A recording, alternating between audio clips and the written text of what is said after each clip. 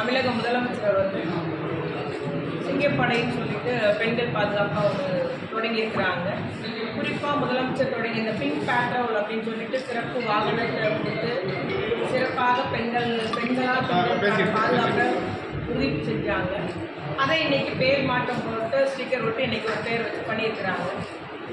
ஆனால் இந்த முதலமைச்சர் அவருக்காக உழைத்த அவருடைய ரசிகையான நீண்ட நாள் ரசிகையான ஸ்ரீவில்லிபுத்தூரை சார்ந்த ஒரு பெண்ணு 15 நாட்களாக தொடர் குற்றச்சாட்டு தொடர் புகார் தொடர் முதலமைச்சர் நடவடிக்கை என்று சொல்லிட்டு அவர் கதறி அழுது கொண்டிருப்பது சிஎம்க்கு கேட்கல.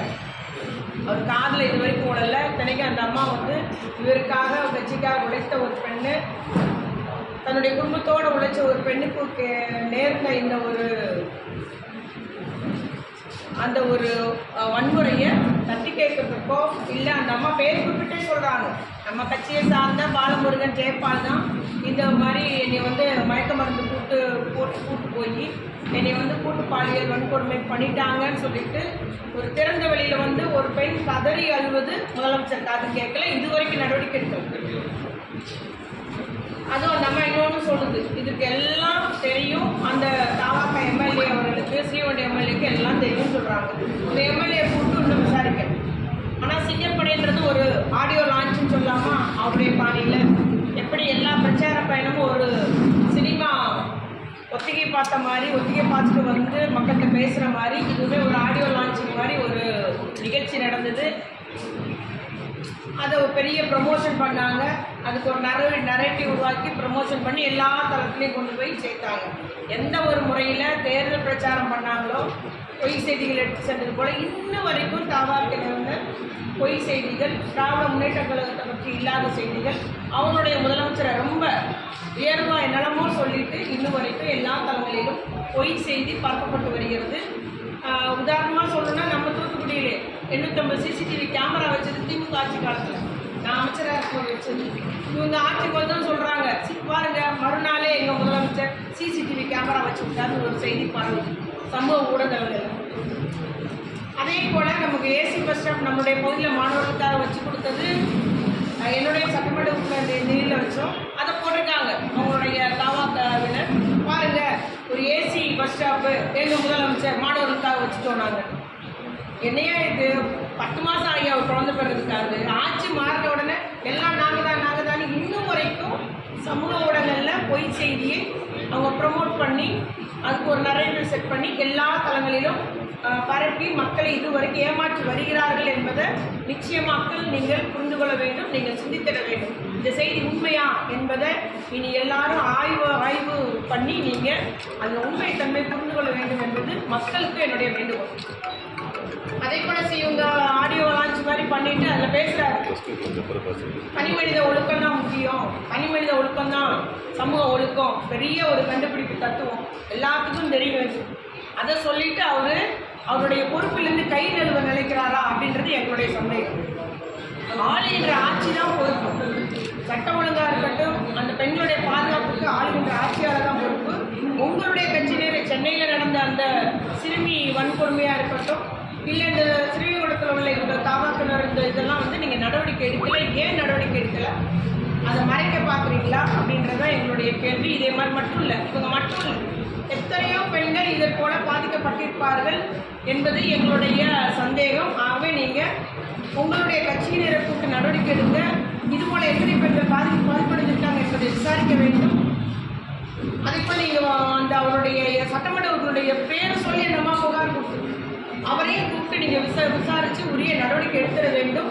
ஆகவே நீங்கள் உங்கள் கட்சிக்காரங்களுக்கே கிடைக்காத நீதி நீங்கள் எப்படி ஒட்டுமொத்த தமிழகத்தில் உள்ள பெண்களுக்கு நீதி வழங்க போறீங்க, ஒட்டுமொத்த தமிழகத்துக்கு எப்படி பாதுகாப்பு வழங்க போகிறீர்கள் என்பது என்னுடைய கேள்வி என்பதை நான் விரும்புகிறேன். அதே போல் பார்த்தீங்கன்னா அவர் எப்படினாலும் இன்னைக்கு சொல்கிறாங்க தனிமனித ஒழுக்கம் தான் சமூக ஒழுக்கம் என்று. ஆனால் உங்களை முதலமைச்சராக நம்முடைய தளபதியார் இருந்த போது கடந்தாச்சு நீங்கள் என்ன சொன்னீங்க, சிஎம் சார் கூப்பினீங்களே, இப்போ அந்த சிஎம் சார் மட்டும் சமூக ஒழுக்கம் அப்படின்னு சொல்ல தெரியுது. அப்போ நீங்கள் இப்போ நீங்கள் வசனம் பேசுறியா இல்லை புரிஞ்சு பேசுகிறீங்களா? அதே மாதிரி பார்த்தீங்கன்னா நமக்கு கடந்த ஆட்சியில் இருக்கும்போது தளபதியார் துணிந்து புகார் தராங்க, துணிந்து வாங்க,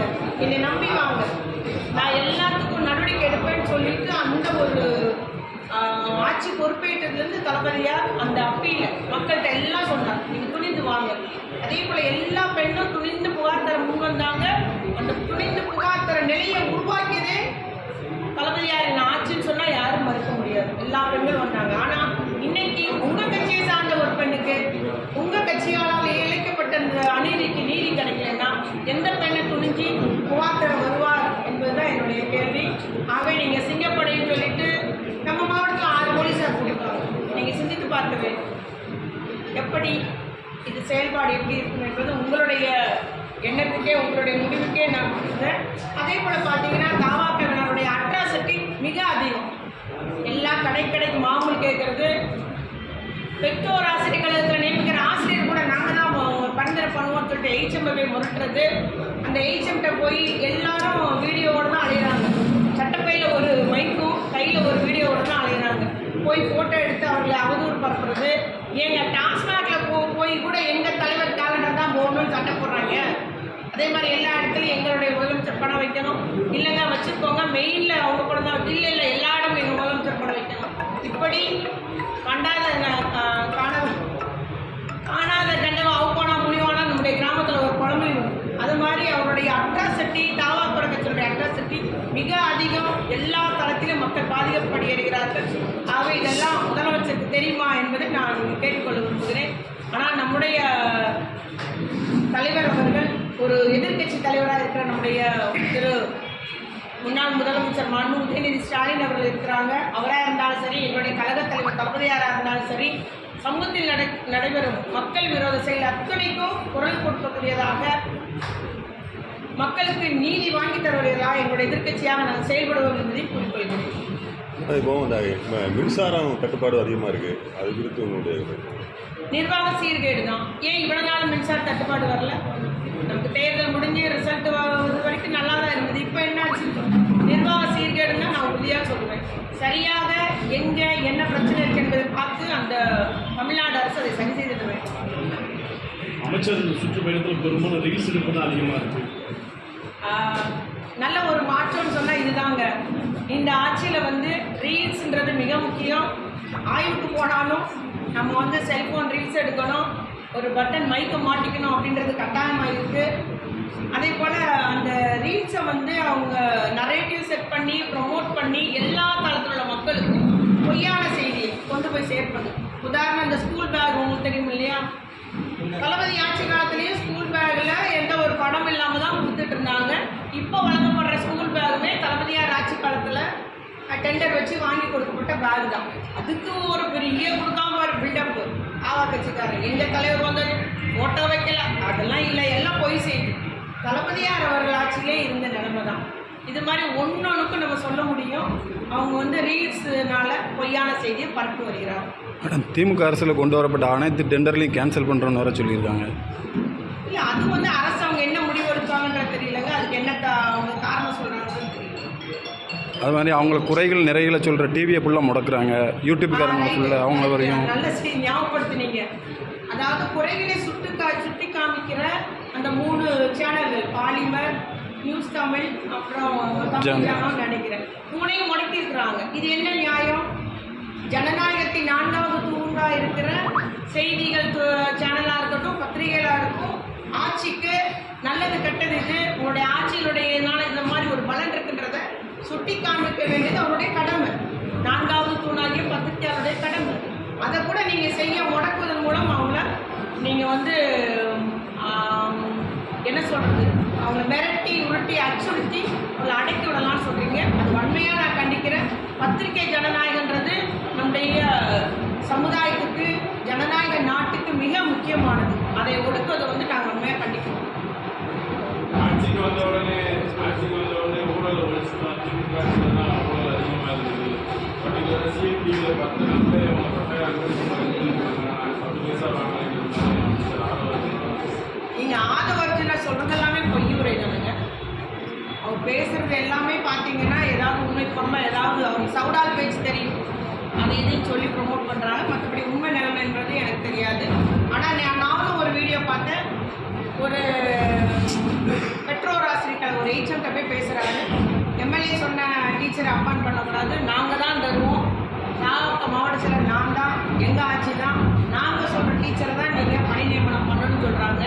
நம்மளுடைய ஆட்சி காலத்தில் தளபதியாருடைய முதலமைச்சராக இருக்கும்போது பெற்றோர் ஆசிரியர் கழகத்துலலாம் அவங்க ஆசிரியர்கள் தான் யாரை நியமனம் பண்ணணும், என்ன சப்ஜெக்ட் வேணும் அவங்க தான் முடிவு பண்ணுவாங்க.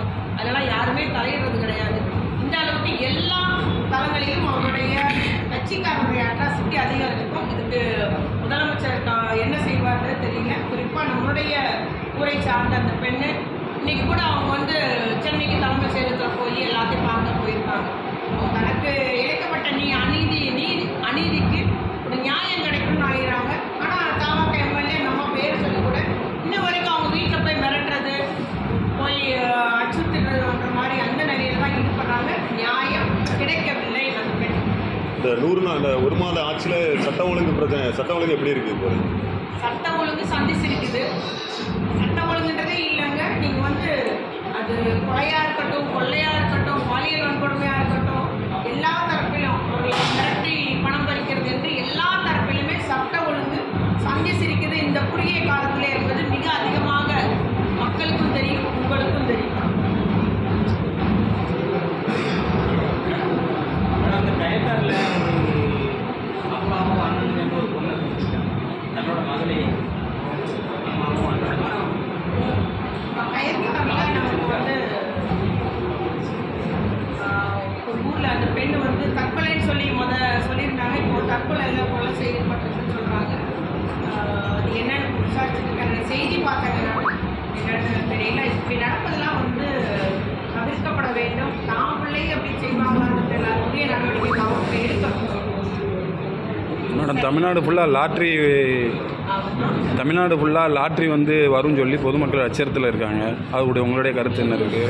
ஏற்கனவே இப்போ நம்ம தாளமுத்து நகர்லாம் மாட்டியிருக்காங்க.